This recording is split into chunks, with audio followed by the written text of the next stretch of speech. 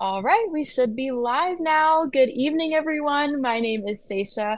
I'm the social media manager at Karis Books and More, which is the South's oldest independent feminist bookstore, and also of Karis Circle, which is Karis Books' nonprofit programming arm. And I'm so excited to be opening up Meet Me There for us tonight. Meet Me There is our monthly intergenerational poetry, fiction, and creative nonfiction experience curated by transgender queer poet and sound artist Samuel Ace. Writers exploring genre and gender boundaries are a special focus of this series.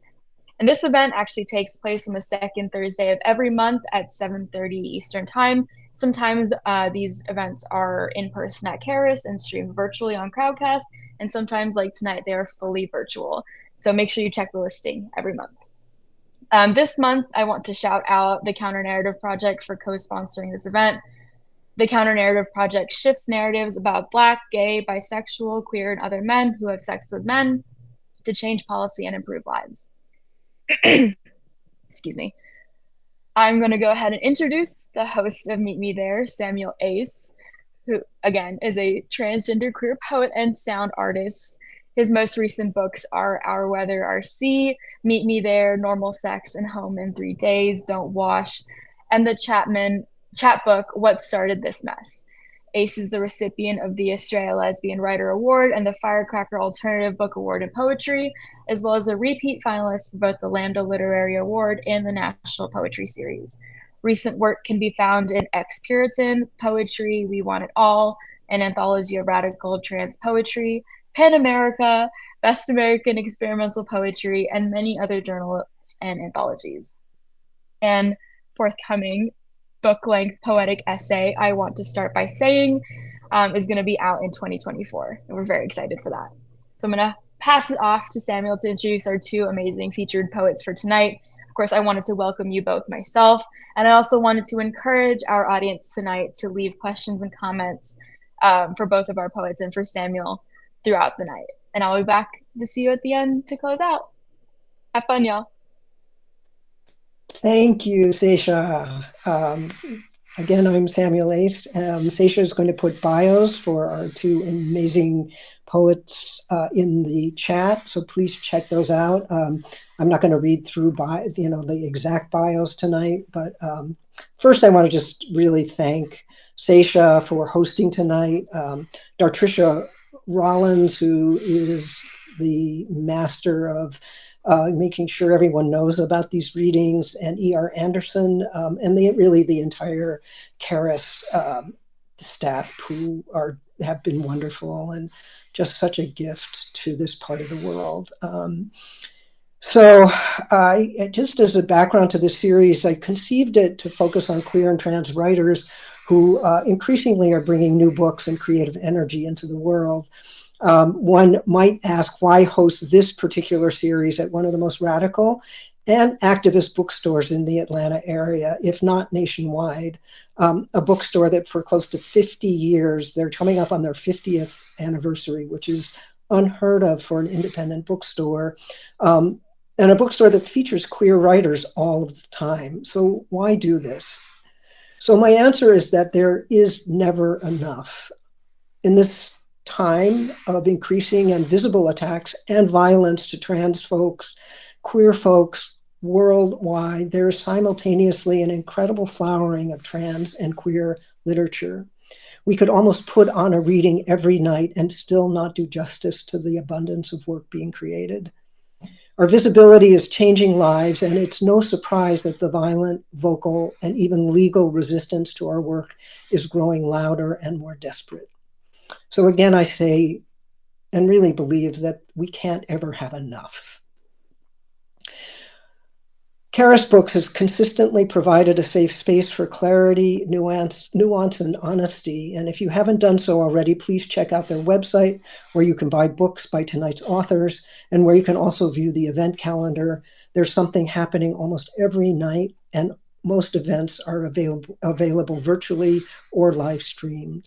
This month's Meet Me There event is co-sponsored by the wonderful Counter Narrative Project, Again, the Counter-Narrative Project shifts narratives about Black, gay, bisexual, queer, and other men who have sex with men to change policy and improve lives. Tonight, we are celebrating stunning new books by two celebrated poets. Jubi Arriola-Headley's Bound, out from Persea, and CAConrad's Listen to the Golden Boomerang Return, just released by Wave Books. Please remember to support CARIS by purchasing these books from their website. The links are in the chat. These two poets are in love with the queer body. The body is sacred as queerness is sacred. In a 2020 interview with PBS, when his first book, Original Kink, was published, Jubi says that his poems, quote, became a conversation about living in a fat Black body when the world tries to thug and predator and criminalize that body, about how vulnerability is key to preserving your own authenticity and humanity. That is maybe my definition of vulnerability, taking the risk of being known and hoping to be loved regardless. In his new book, Bound, Jubi never parts from the body, vulnerable, yes, but also a weather vane, never shying away from uncertainty, revelation, or rage. I know this is one of the poems in the book. I know you'll call me trickster, slick, as if that's an icky thing to be, but I swear on each of my stiff desires in my immediate last life, I was a banana slug, skin the color of spun sunshine, 10 inches long, where it counted. What would you not give to be thus endowed? Yes, possessed of many genders, of lusts I am yet afraid to name. In the poem Caribbean Gothic for Women, Jubi meditates on the complicated relationship between the poet's need to say their truth and the risk of causing familial pain. Their mother, quote, deserves a better son, one who is unwilling to language the living. And he goes on to say, quote, I'll need you to take it on faith when I say I can't love any mother the way they deserve and yet bear the truth of me. Written out of the pandemic years into a world still full of continuous loss, entrenched in violent lesson after lesson never learned, Jubi's poems counter to declare that the poet will not be ashamed, will no longer apologize for anything, and never fail to say what needs to be said. I'm also going to introduce CAConrad. Just prefer to introduce both poets at once, so you don't have to listen to it in between. So here we are, CAConrad. Their previous book, Amanda Paradise, rose out of extinction, somatic rituals that allowed Conrad to connect with the spirits of recently extinct animals. The rituals that begat Listen to the Golden Boomerang Return express utter gratitude to the species who have survived and even thrived in spite of these murderous times. This out of, quote, a need to fall in love with the world as it is, not as it was. Conrad's understanding of the human is never as a species above other species. Their poems reflect the body in desire and communication with the earth and its travelers, a receiver and a giver of transmissions. What's most extraordinary to me about these poems and the poet themselves is that they continuously seek to find new ways to connect to the world as it currently exists. How different that is from simple observation or commentary. Instead, Conrad's work becomes a practice of sublime humility, allowing the poet to be a vessel through which language, perhaps finally as residue, emerges from the connection itself. So they, and thus we, quote, learn how to live so the wilderness never becomes mythology. During the pandemic, I remember when one of Conrad's poems, or shards as they called many of them, would appear online in my social media feed. They were always a light for me in the midst of our mutual isolations, as if to say, see, like you, I'm here sitting at my kitchen table, but I'm not alone. There is such beauty in this silence as I converse with the crows and other spirits who have come to visit, not silent at all. So here we are. Jubi, please take it away. Hey, y'all, everybody who is here, thank you so much for joining us. I am sure you had any number of options for where you could be on a Thursday evening, and I'm so gratified you chose to join us. Sam, thank you so much for the invitation and for being willing to be a friend in becoming, which I hope is not an overstatement. And CA, I hope you understand how honored I am to read in your presence. My connection of the three of us, and Sam, you and I were talking about it earlier, is my dear teacher, the late Maureen Seaton, in her own rebel and brilliant poet. And it's through her that I even know of your work. I didn't know how far to reach for my queerness until she introduced me to y'all. So this is kind of an icing for me. So just thank you. And I'm going to read a couple of the poems that Sam, you referenced in talking about me. So, but I'm not starting there. I'm starting with a poem called Machete.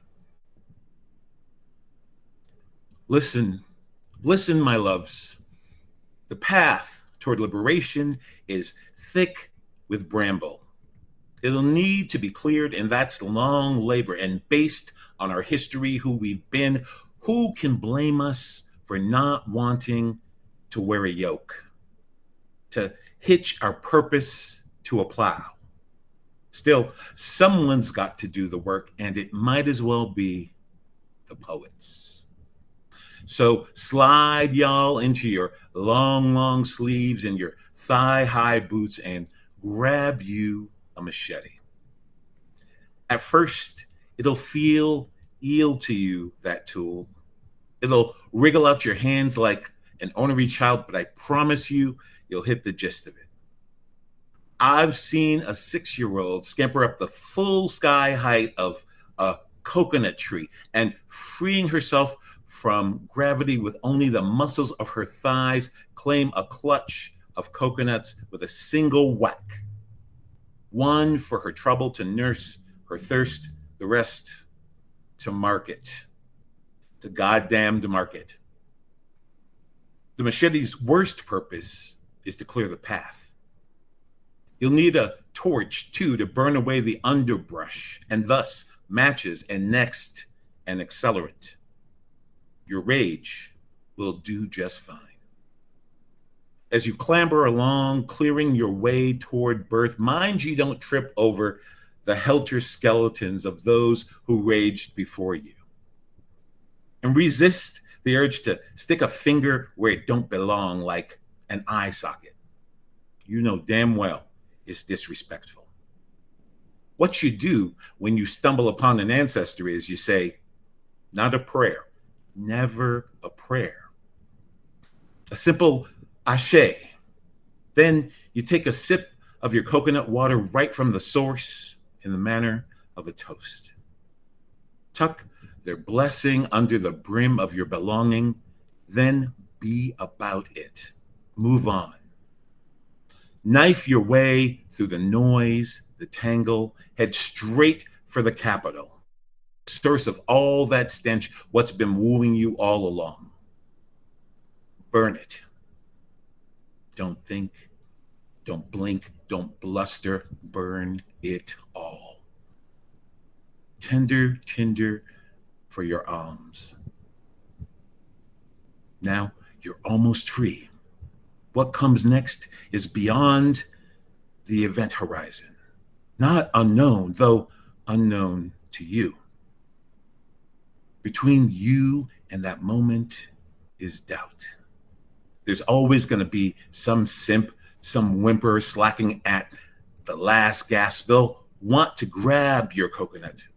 Use the water to douse the flames. No worries. What you'll need to do is grab your machete and whack off their hands. That's my small cry for revolution, just so I've established the parameters. Um, the next poem I'm going to read, and I want to say I feel in a way this reading is dedicated to many women I've been blessed to know in my life. And so this poem is a poem that is composed primarily of stories my mother has told me about women in her life, some of whom I knew and some of whom I didn't. And it shares its name with Nina Simone's song, who I borrowed the form of to sort of shape the poem. At least I feel I did. And the name of this poem is Caribbean Gothic for Women.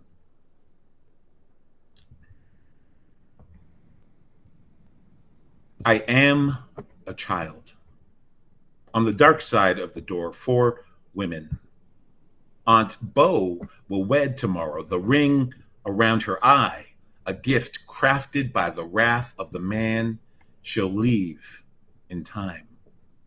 You'd think he misheard the vows, my hand in marriage indeed. Or did he? Aunt Beau doing her best to mute their fears. Imagine my mother fondling Beau's shoulders, Granny cradling Beau's big feet in her lap, them working the weary out of Beau the best they can. Aunt Fred off to one side, conspiring to hide Beau's split lip behind the perfect shade of red to signal joy. Shouldn't everyone? I've always found it funny that my aunts all took boy names but left the boys behind. I am unborn. Aunt Fred, the one my mother loved more than her fractured tongue, jumps from a breadfruit tree, keen to be rid of me, lands standing on her feet. Me, a vestige, a remnant. Ain't I a weight, a yoke? No little girl ever survives at birth. Forever after or before that girl is lost to history. What my mother remembers is how Fred shone neon for days after, swole up, turned red giant, a star in a late stage of evolution. An unhappy ending is always the beginning of someone else's glory. Find me any story where there's not someone grinning as you fall. I am a house. My clabbered skin long since thinned to driftwood. Not like Granddad's eyes. Those pools are Cape Cod coast in winter, echoing tones you'd think they could not know. You just know old G was a heartbreaker. Once. No, this hue shows more like Granny's crusted feet. Still mimes a purpose, but threatening to quit any minute. I am 4-room square, this house. The front room, too, had purpose once. To welcome well-heeled, sleek-souled folk.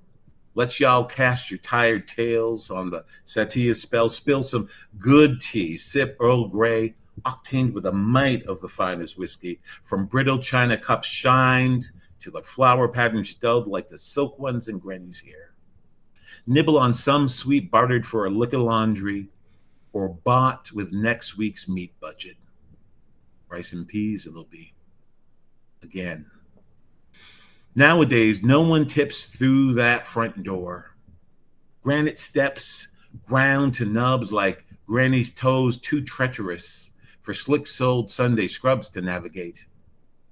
Now, it just plays host to a cat and a log of coulda-beens. Granddad thirsting in the room to the left, scouring the street below, watching his neighbors warrior on to better lives. Granny's room overlooking the pigs and their slop. They each stay mute in their corner, only meet in the kitchen. Kerosene powering the stove, lighting their slack faces as well, the space between them thickening like gravy. The silence is relieved by an occasional hiss and pop of lard and Granny's cured and crusted cast iron skillet. Or when she lets fall droplets of water on the bottom of the iron, sure it runs murdering hot as she presses and starches Granddad's collars. What for, I'll never guess. Granny was always the working one.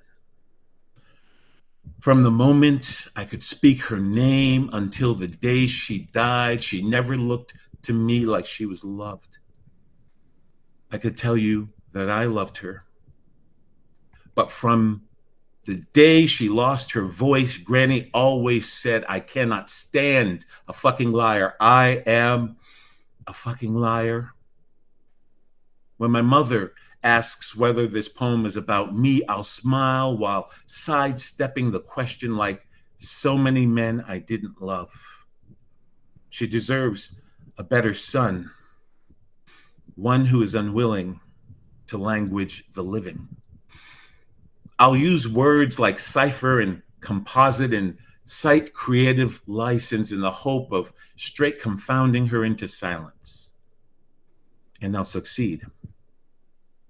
I'll need you to take it on faith when I say I can't love any mother the way they deserve and yet bear the truth of me.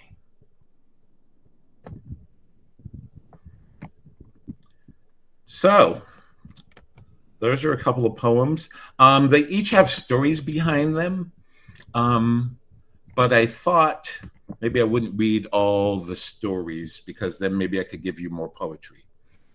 This is a short one. I'll give you a little bit of a story behind. There is a poetry book called The Vertical Interrogation of Strangers, and it's a series of questions posed to women and their hypothetical women, putative women, maybe some real women, actual existing on this plane. That's how we're defining real in this context.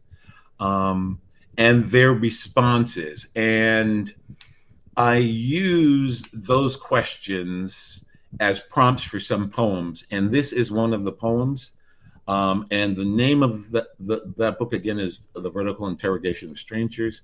And it was written by an amazing poet, Banu Kapil. Hopefully I'm not massacring her name. The name of this poem is Questionnaire 1.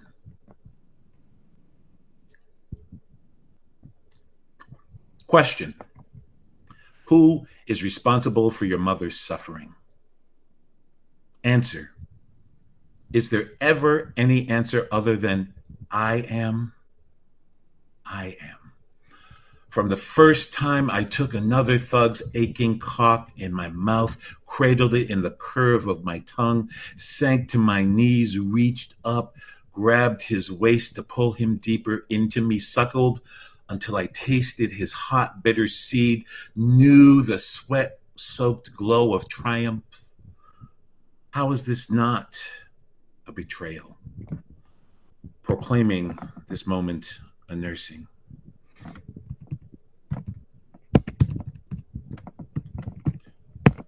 So let me vamp while I scroll to a poem because I typed the word to find it in my file wrong, or it won't find it, which is terrifying. But I wrote most of these poems, as Sam indicated, during the pandemic. I graduated from my graduate program in the early pandemic, so didn't really graduate, just progressed beyond it to the pandemic. And I couldn't write anything for months. And then November 2020 happened, and about 3 days before the election, I realized I was going to need to find a way to survive in the world that was not contingent upon the world not burning and the world not going to shit and our lives not being challenged on a daily basis and wars not being funded in our name and killing thousands of people. I realized I needed to find a way to do those things if I was going to decide that I needed to survive in this world. And so I tried to find a way to do those things. And my way was to sort of lean in. And I am not a brilliant person. I'm going to tell you that in advance, because if you ask me to explain this in the Q&A, I will fail because I get the edge of this concept. There was once a brilliant scholar named Jose Esteban Munoz. And Jose Esteban Munoz wrote about the concept of queer futurity, and how I interpret it in my very loosely organized, straining brain is that we are constantly reaching for the queer futurity we all deserve by right. Not that we have to earn. We are still reaching for it. It is not a thing that we have achieved yet. And so, in writing a lot of the poems in this collection, I felt like I was writing speculative things. And the wonderful thing about writing speculative things for me is it gave me a lot more permission to be a little more colorful than I think I necessarily might be. But also, again, I have the examples today before me, and the example of Maureen Seaton, and the example of my forebears from the 90s, Black, gay, queer men and pioneers and poets and artists like Asado Saint and Essex Hemphill and Marlon Riggs and Joseph Beam, who I call into every room with me because I was introduced to them by a mentor named Craig Harris. And I don't mean personally introduced, though I did meet some of them. What I mean is introduced to their work and introduced to the urgency they felt because time was so limited for them. And they knew they had urgent things to say, and they didn't have time to mince words. They said what needed to be said. So for whatever you think of my poems, that's all I'm ever trying to do, say what needs to be said. And what needs to be said is that this is a grown and sexy space, I hope, because I wrote a series of poems that I named Pleasure Insurrections. There are a lot of people who have me thinking about pleasure, and one of them is a writer named Adrienne Marie Brown, and she wrote this wonderful book called Pleasure Activism, among other books. But one of the points it starts to try to make, I think, is that sort of claiming our right to pleasure is the beginning step of a road to activism. We've got to settle and reckon with that. And so I stay trying to do that in various ways. And this is me trying to do it through some poems. I am looking, let me see, looking at you, Sam. How am I for time? I'm good? Okay. Sam, we can't hear you, I don't think. I was going to say you're muted. Sorry. Yeah. We're doing okay, Jubi. Okay. Maybe a couple more minutes, a couple more poems. Right. Okay. So then I will read 2 more poems. Perfect. This one is called Pleasure Insurrections 3. Sorry, I need a drink of water.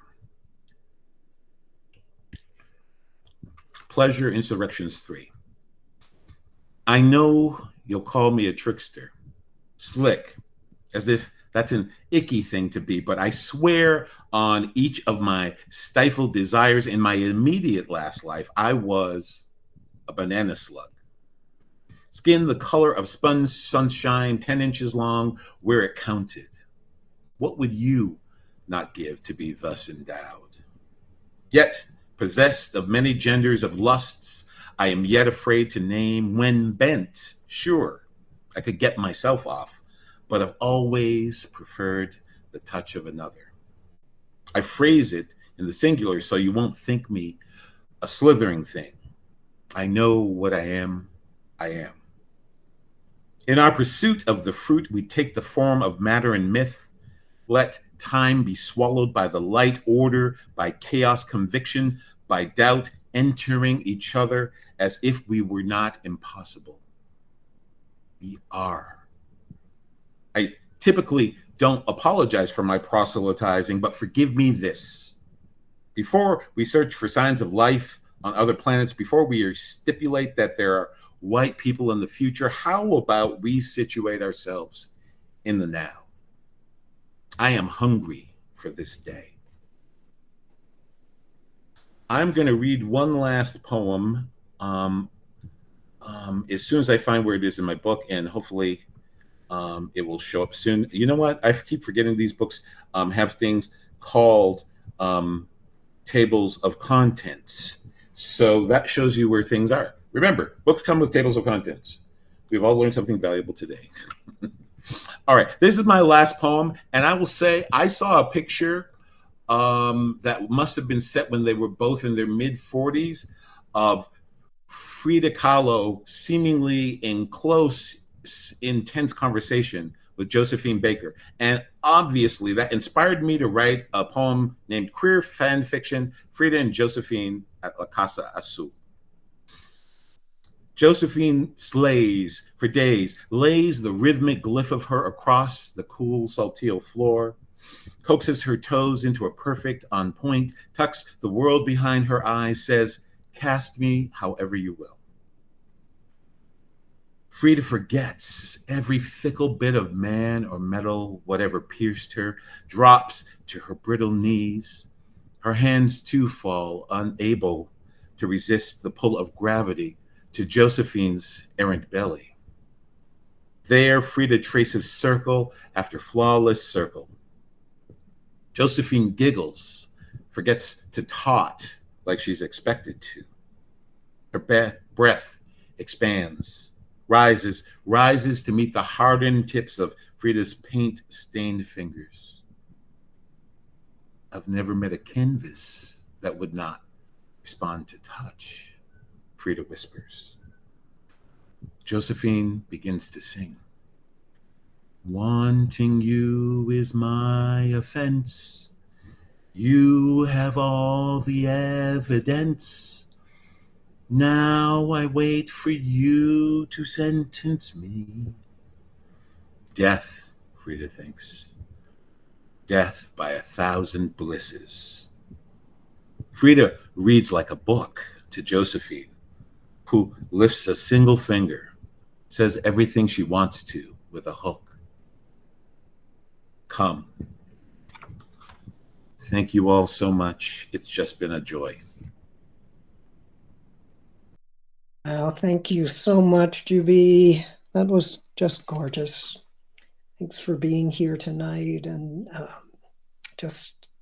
I love, sorry for reading some of the lines from those poems in my introduction, but they so struck me, and it was just far better to even hear them in your voice. Thank you. Now, CAConrad.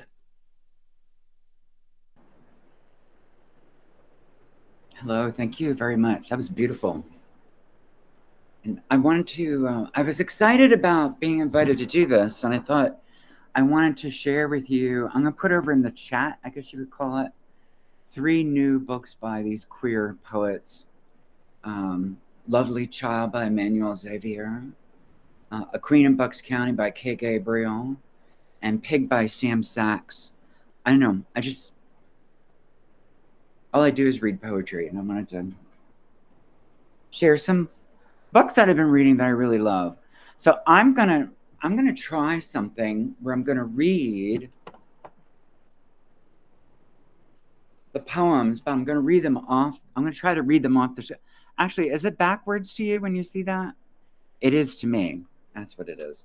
You know what? For some reason, it's backwards to me. So I'll just show you the poem and then I'll read it. How's that? So I'm going to read from the new book, Listen to the Golden Boomerang Return. But let me just briefly explain that the previous book was called Amanda Paradise, Resurrect Extinct Vibration. And I wrote that over a series of a few years. I got the Creative Capital Grant. I was very fortunate to receive that, to be able to travel to complete the book. And one of the main things I did was I would lie on the ground and flood my body with the field recordings of recently extinct animals. According to the World Wildlife Association, we've lost 70% of the wildlife on the planet. But I want to back up, if you don't mind, for just 1 second. I'm not going to read from this, but I do want to mention this. before Amanda Paradise. Amanda Paradise comes from a ritual I did in my book while standing in line for death. I had a boyfriend named Earth who was one of the ACT UP organizers in Philadelphia. He was a few years older than I was. This is back in the 80s and early 90s when half of everybody we knew and loved died of AIDS. In fact, Essex Hempel arrived, and Essex was in Philadelphia, and he died of AIDS in Philadelphia in 1995. And that Marlon Riggs film, Tongues Untied, is, if you haven't seen it, please seek it out. I think it's online. In fact, there's also some other footage that Marlon Riggs took of Essex reading. He's got this rape poem that's very extraordinary. It's he did it for a benefit, I believe, that one. But but the thing is, Earth was murdered in Tennessee, and it was kind of this whole thing where the police either knew who did it, or he was raped and tortured and burned alive. And you would think that that would be cause for a serious investigation, and there was practically nothing. And they wrote his death up as a suicide. It remains that to this day. They either knew who did it or they don't care. I don't know which is worse. But I don't want to get into all of it right now because I want to actually just talk about the new book. But I became very depressed after a run-in with the police that was very upsetting. And then I was depressed for years, and I did a ritual to overcome that. And it was in the middle of doing that ritual that Amanda Paradise came to mind, working with the extinct animals. But after working with those extinct animal sounds for a few years, I knew that I needed to work with living creatures. So in the book, there's a photograph in the back of the book where I'm during COVID lockdown. I am in Seattle, Washington. And I don't know if you're familiar with Seattle, but there are hundreds of thousands of crows. They rule the city. And this crow that I was feeding started coming around and having lunch with me every day. Well, I was feeding crows all day long, but this one in particular stayed with me. And I was eventually allowed to stroke their beak and the little bit of very furry feathers appear in the forehead. And then they started bringing me gifts. It was very exciting. And there's this black and white photos in the back. But this was the beginning of this new writing project where these poems come from. There are 72 poems. They all stand on the bottom of the page, like creatures. And I was very excited when my publisher allowed me to do this with no page numbers, because I didn't want the page numbers to interfere with the landscape of the sculpture of the poems. Anyway, enough of that. Let me just read some of the poems. And Sam, thank you so much for having me. And Jubi. And I also wanted to say, I put those links for those books over in the chat. But please do buy them through Charis Books in Atlanta. 50 years in the business, you said, Sam? Pretty impressive. I'm going to read the first one in the book.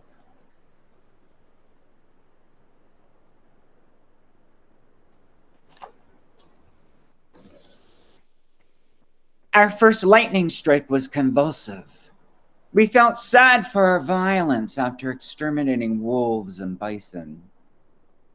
We do not need a doctor to say, dance, dance, dance before the song runs out. Learn how to live so wilderness never becomes mythology. We put them in parks to be wild on purpose. A museum of fur, fangs, and hooves.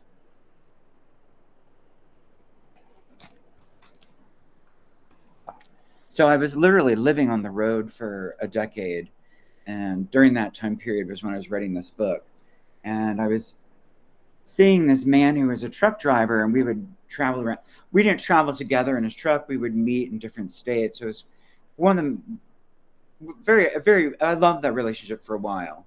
I don't want to get into why. There was a lot of violence on the road towards us that he didn't handle well, because for queers, I'm just going to say it, I don't want to belabor it, but he was never visible before he met me, because I'm trans, I'm queer, I'm very visible, and he's not, and he didn't react well, and we were going to either get stabbed to death out there or something. So anyway, it was terrible, but it was also a beautiful relationship for a while. And all the lower 48 states, all across Canada and New Mexico. I've never even imagined having a relationship with a man where every time I see him, it's in a new location. It's kind of interesting. But anyway, this is, there's going to be a few poems where he appears. And I am going to admit the fact that I used my car in the poem, and that's not true. It was his truck, but truck just didn't sound right for the poem. You know, who cares, really? Truck. Part of this forest tastes like the man I love, with an actual number of nails holding the bedroom together. When we died, where we fell other days, we became the forest. My car never intended to be a meat grinder, another face going under the waves. We felt awful after hitting the deer. We made love and slept with one of his antlers between us. So, you know, the thing is about this whole book, this ritual with the animals, because then I went down the Mojave Desert and spent time with the coyotes, and then I was an exhibit as a poet at the Macro in Rome, and would spend time with the rats and the pigeons in the parks there and write with them. All these poems were written there. And the idea of it is in order to want to keep this planet alive and thriving, we have to love it. We have to fall in love with it. We have to love with it. We have to fall in love with it as it is, not as it was. You know, I spent all that time writing Amanda Paradise. I was not maudlin. I have to say this, very strange about doing that ritual with the extinct animal sounds. I was prepared for the possibility of it becoming depressing. And, you know, as I had said, I did a ritual to get out of depression after my boyfriend's murder. The last thing I wanted was to induce depression. But the absolute opposite was happening. I was elated when I would do that, listen to those sounds of these extinct animals. Almost like I was listening to a conversation with an old friend. I don't know how else to put it. It was very strange. But this poem sort of gathers all that information right at the top of it. To desire the world as it is, not as it was, falling feather attaches to new life. For a moment, when the hammer approached, we thought, is that thing coming this way? We are the fractal, dropped to hear our own harmonics and the muffled underground hum of seeds. So the thing is, once we're, you know, COVID lockdown is all about this book as well. So I'm thinking about AIDS. I lost about half of everybody I knew to AIDS in the 80s and 90s. So there are some of the poems in here that address that. And I want to read a couple of those now, if you don't mind.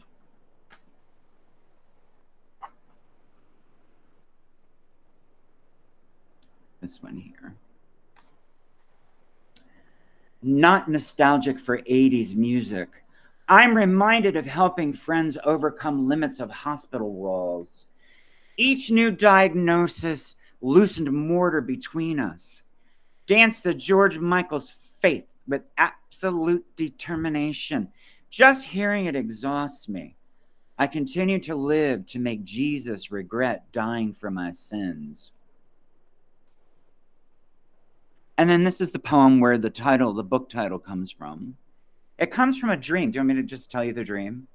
So, you know, I didn't really know much about boomerangs, except I like them as a sport. I find them fascinating. So far, the world records is held, you know, when they do these competitions, they are kind of interesting to watch. This one competitor was able to keep the boomerang in the air for 5 minutes before it returned to his hand. So, you know, I just love the idea of this ancient technology of of getting this substance, this wood that came out of the ground, of the earth, just right, so that when you fly it, the aerodynamics are in such a way that it will return. I just find it's like magic. And, you know, originally I thought that they were originally from Australia. At least this is what I remember being told when I was younger. But it turns out they find them in all over the ancient Americas. In fact, in King Tut's tomb, there were golden tipped boomerangs. So they were all over India, Africa. They were all over the world, these instruments. They were used for all kinds of things, not just hunting, but also used for, from what I've read, for musical instruments, all kinds of different things. But in this dream, I'm throwing a boomerang and it's staying in motion in this light, outdoor light that is either sunset or sunrise. And there's a tree in this dream that I know very well in Colorado. It's a tree that I love very much. Friends showed me. It's this grandmother tree that's just extraordinary.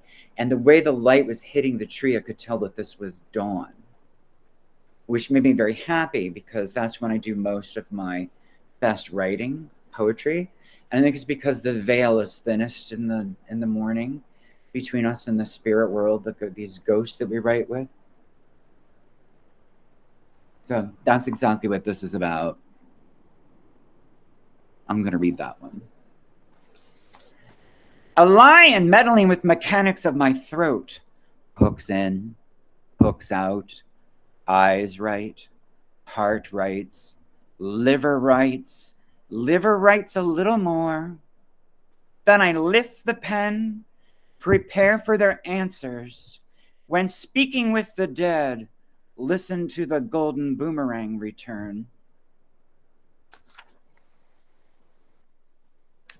So I just want to say, also in the book, while standing in line for death, there are 3 political action rituals I did. I was living on the road and I moved down to North Carolina during 2016 when that fucked up anti-trans law, HB2, was put through. And eventually it was overturned. But, you know, now they're in 30 different states. I don't know. It was when there was in one state, you could go there and do something. I just don't know what to do about it now. But anyway, it's very frustrating. I know we're all very frustrated. I don't need to make us feel more frustrated, but I'm going to read this poem.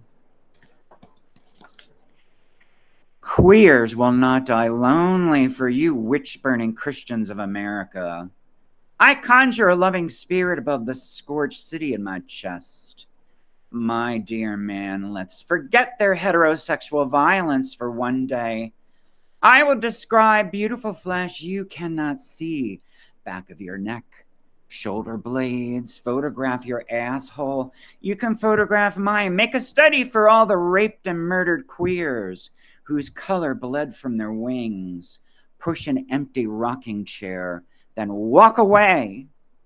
Make room for abused spirits, anxious to get rocking.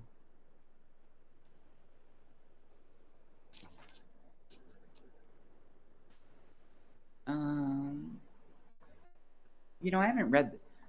Now let me read these 2. This is real. This actually happened. I have to say that just because. Never mind. Who cares? You know, it doesn't matter. As strong as our bodies, it is easier to preserve the birth certificate. Happy to be one of 2 heartbeats in my bed. Maybe I should pay closer attention to the lyrics after sex with this Nirvana fan. Both hands on his cock, I catch a glimpse of my mother's urn. Wink, thank you for my wild queer life. Learning to linger over the make them understand portion of the song. And I'm going to read this little one here. Swallowed each other until we heard each other think. Queer pirates I have loved, loosened my wilderness. No more miscounting butterflies in our utopia. Let's make poems that can rob a bank. Oh, well, I'll just keep reading the queer poems in the book.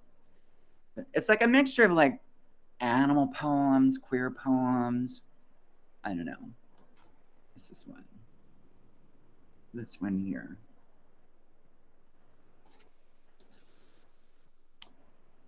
We wanted this thing crossing between us, worming underfoot, a flavor revealing itself to those who open the mouth fully, a taste tasting us back, wide-eyed before we learn to catch words midair, snorting lines of coke off the biggest cock, detecting additional minutes hidden in the cave we forge of one another. So this is the thing, I was writing this essay during COVID lockdown about in the 80s and 90s and all my friends dying of AIDS. I'm not doing cocaine. I'm almost 60. I'm just saying, you know, my friends writing me there, are you doing cocaine? It's in this book. I'm like, no, I was 19 when I was doing cocaine. And I shouldn't have been doing it then either. I felt like I was going to have a heart attack. All right. Do you mind if I read just a couple more poems? Okay. I don't know, you know, I voted for Biden, and his airstrikes in Iraq are so heartbreaking. Including his airstrikes in Iraq, we have now, the United States, killed 360,000 Iraqi civilians.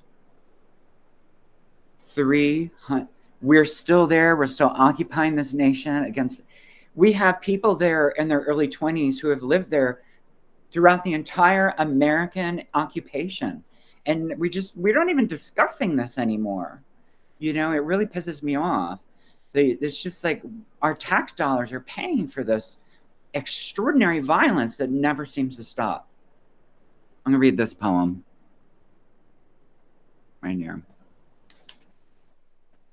Never deny the warmth of a burning flag. Sing a 900-year-old death tune just in time to digitize empathy. Sing it for days. Sing it into chairs. Sit on it. Fold the anus gingerly around it. Hold its sweetest note till we remember which ancestor was the first to forsake the power of an ant. I'm going to end with a love poem.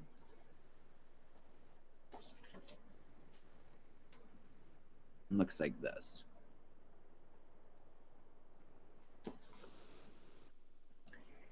It was sexy how you politely declined the larger halo.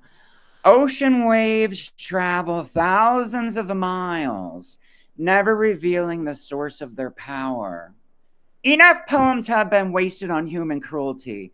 We dig hard, find the other world, press pen with everything in us, write gate to open 9 pages at once. Stay open. Ignore how much you want to close. I love you. It must be said I love you. Can you hear it arriving after countless miles?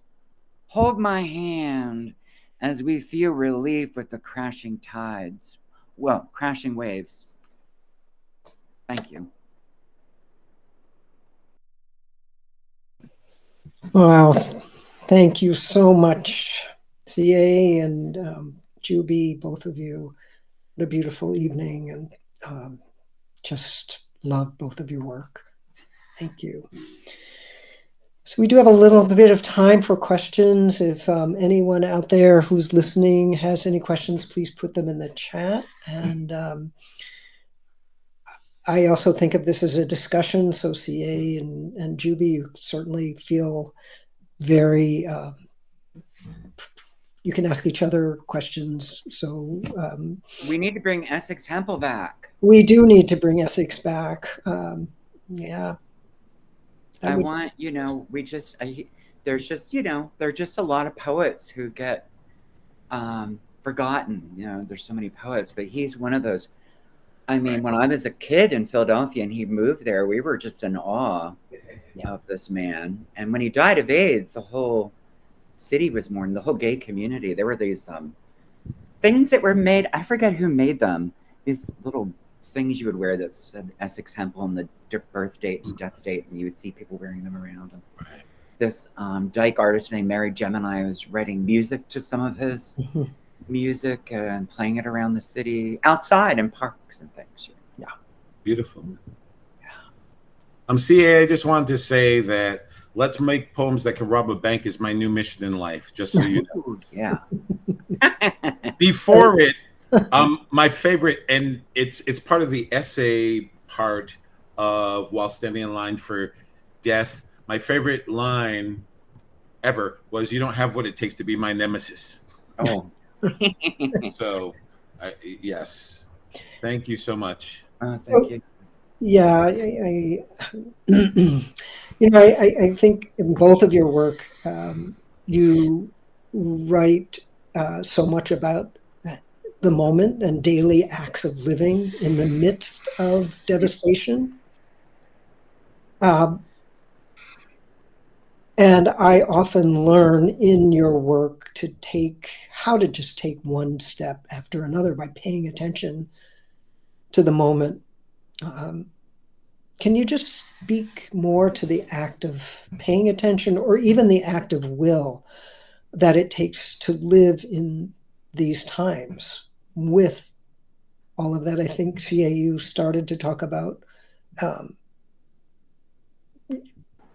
coming up with ritual that allows you to live, and Jubi, in your work, paying very close attention. I'd love to hear you both talk more about that. You want to go first, CA, please? Okay, sure. That's a lovely question. And that's exactly what everybody needs to be talking about right now.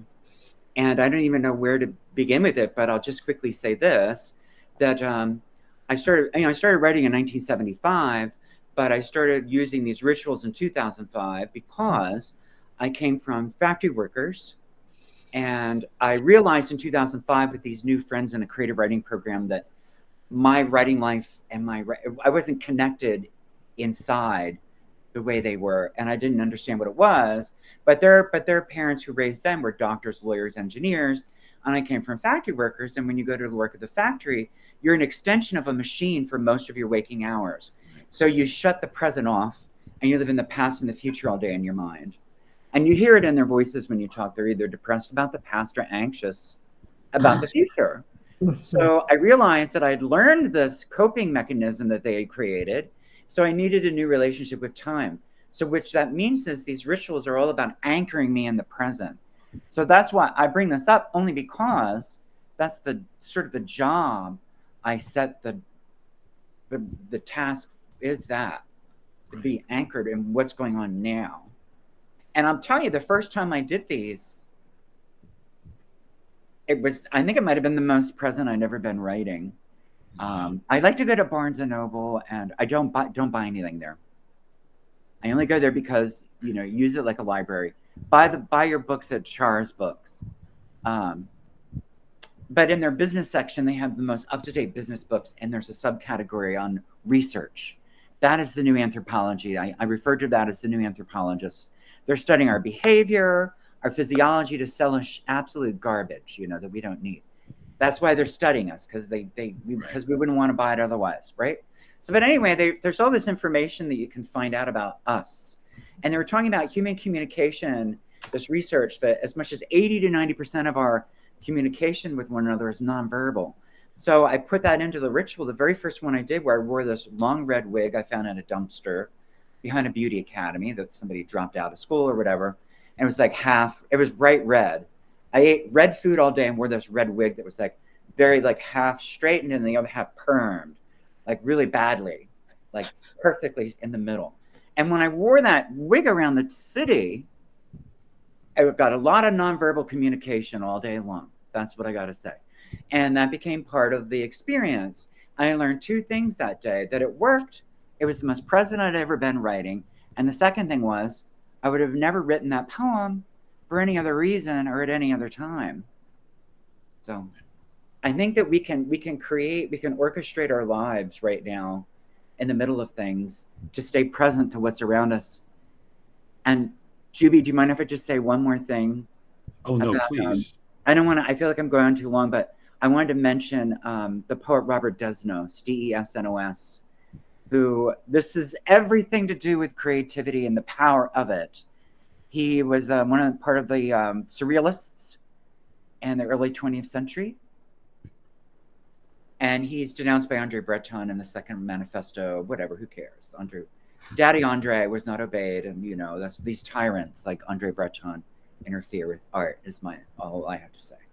But the Nazis are arriving, and Desnos joins the French resistance.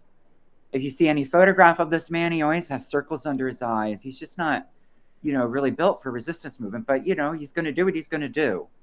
And he's sent to Auschwitz as a prisoner, and then several other of these camps. He's writing poems. I find that really remarkable. I can't imagine writing poems in a death camp, but he's doing it because he knows he needs to keep his tools as a poet sharp. These tools of deep observation, looking at the world very closely. That's what he wants.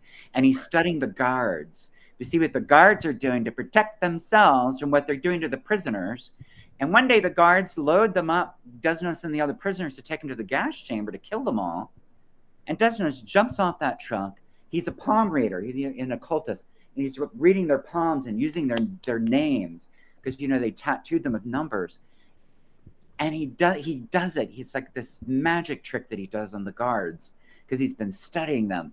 He won't stop. He won't shut up. He won't stop. And he keeps using their names, saying they have a very long lifeline on their hand, their palm. And the guards become despondent.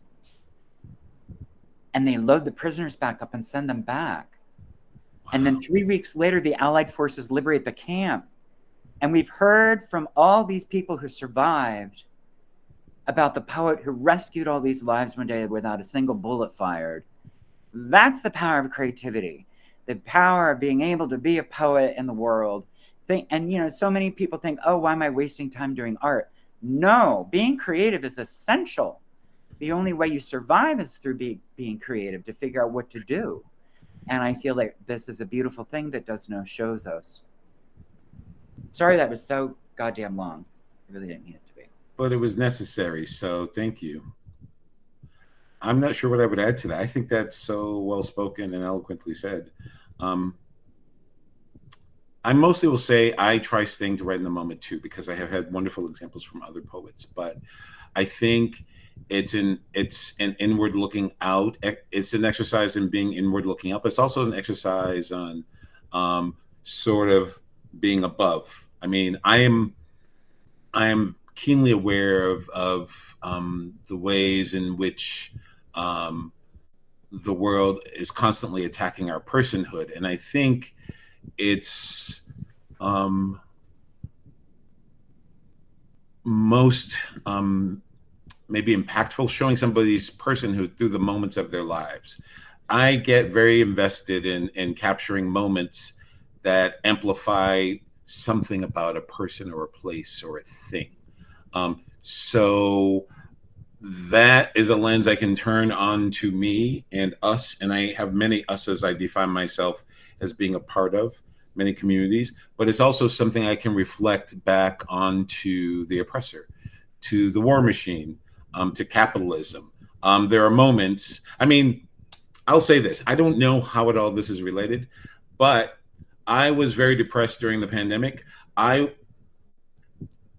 don't know how much time we have. This is like a 4-minute story. I'll try to keep it at 4 minutes. But I wanted to go to, around May of 2020, I wanted to go protest, and because George Floyd had been murdered. And my husband rightly pointed out that our in-laws were with us, and they're both were approaching 80, and that it wouldn't be that safe. Besides which, the way the police had engaged with protesters, he was worried about my safety as well. And so I didn't go. But on the day where the protest happened, I had a panic attack, and I'd never had that happen to me before. And so I had to reckon with that for a long time, and try to figure out a way to process that. And then, I thought about the ways in which I inhibited myself. There's a woman named Kimberly Jones who was on the ground in Minneapolis as an activist, doing a video on YouTube trying to explain sort of what kind of mindset and what kind of rage and disenfranchised and heartbreak would lead folks to rioting. And as you might imagine, everybody was focused on property. And she gets in more and more intense in this video. And by the end, the combination of rage and heartbreak you can see in her is profound. And she says something like, you should be lucky that what we want is justice and not revenge. And that line stuck with me and has never left me. From May until January 6, 2020, when I saw the insurrection, and that's when I wrote. That is literally the moment that inspired Machete, because it literally is me trying to embody that. And sure, those are big, but they're also specific moments that we can't afford to lose, and we can't afford to let people not investigate and unpack, and we have to speak truth to power. And that's how I try to do it. Can I ask you a question, Jubi? Oh, Because you just mentioned when you wrote Machete, but that, I love the poem where you're taking Nina Simone's For Women and you're using it like a template for your right. poem. What was going on when you were writing that? That's a remarkable piece. Okay, thank you. That's what I meant to say. That poem was actual. It's a conglomeration of stories my mother has told me, and you alluded to this, CA, when you were talking about some of the poems you've written. We changed the facts we need to. So those are composites of folks. The names are not the right names, although they are names of aunts I had. What was going on was I have become very aware of how I haven't listened to my mother's voice. And so I've been trying to tune into it more. She's given me all these stories over time, and I sort of, imbibed them and was like, yeah. But the older she gets, and I hope that this is what it reflects, the better a poet I get, the more I realize that my mother is a storyteller, and she has a very specific storytelling style, and she has a cadence, and there'll be a moment in a story where she pauses and looks up, and she's about to tell you the emotional part of the story, how it broke her. And I have so many of those. And so part of the project I have been trying to undertake as a poet, as writing as a cisgender, although a little tight today in the back, able-bodied man writing to people who are not me, and trying to say somebody is listening, somebody is trying to understand. I have a poem in my first book called Hot Comb that is kind of that poem, and I think that's kind of it's me trying to collect the stories of my mother, but also trying to see in a very specific way and to witness in a very specific way that honors, but is relentlessly honest, because I have to implicate myself when I do that, because I'm not there. My witnessing is doing something. So that's kind of how it ends. And I love how that poem ends. Speaking of the end. Thank you so much. It's incredible. Thank you. Sam, I think you might be muted. Yeah, in pulling out those lines in my introduction, very struck by them and that whole poem too. How do you reconcile,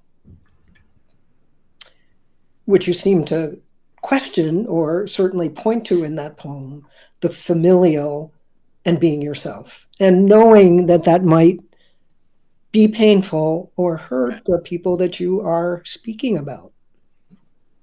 That's kind of what the poem's about. Yes. Yeah. And I don't have an answer to that question at all. My mother read poems in my first book that I thought she should have recognized as being clearly about her that she did not. I literally saved my mother in this, so if she reads it, she probably will have some questions, because also the stories don't match the names. So she'll have lots of questions, but we'll see how it goes. Yeah. We'll see how it goes. One quick story. In my first book, I did not actually acknowledge my mother. I acknowledged my family, which my mother was very offended by, but I wanted her to have distance from the work. And she didn't like that. So I said, okay, this is what happens, my love, when you don't have distance. So there's a very specific knowledge to her in the second book, and there's a lot of stuff about the story she told. Yeah. Yeah. Wow. I think we actually are at the end of our time. We've talked about it. I could sit and talk to you both all night, and I'd like to, but I know that we really are out of time, and I want to, pay attention to Karis and their needs. So I think our Karis host, Seisha, are you there? I think. There you are. Hi, Seisha. Hi. That was incredible, y'all. Thank you so much. I think everyone in the chat, give it up another round of applause for our amazing featured poets tonight, and of course for Sam for hosting. Again, if you guys are looking to purchase a copy, we would recommend highly that you purchase a copy from Karis. You can do so by clicking that teal button where it says buy the panelist books from Karis Books and More. Supporting us helps us put on more programs like this. And if you are new to Meet Me There and want to keep watching, or if you're a regular, we do this the second Thursday, right? The second Thursday of every month. Check in about whether it is virtual or in person next month. Next month, yes, it will be May 9th, I believe, is the date. And we are going to be celebrating the new anthology called Essential Queer Voices of U.S. Poetry. And some fairly local contributors will be reading at that reading. So it will be virtual. So it'll be in person? No, oh, it'll be virtual? Yeah. Awesome. So if you were able to tune in, please do so. Thank you all again. Thank you, audience. Buy the books at the button below. Thank Everyone you, have a Charis good Books. night. Thank you, Sam. Thank so you, much, Jubi. y'all. Thank you, CA. Thank you, Jubi. Thank you. It's an honor, CA. Thank you, Sam. Thank you for the invitation. Thank you, Stacia.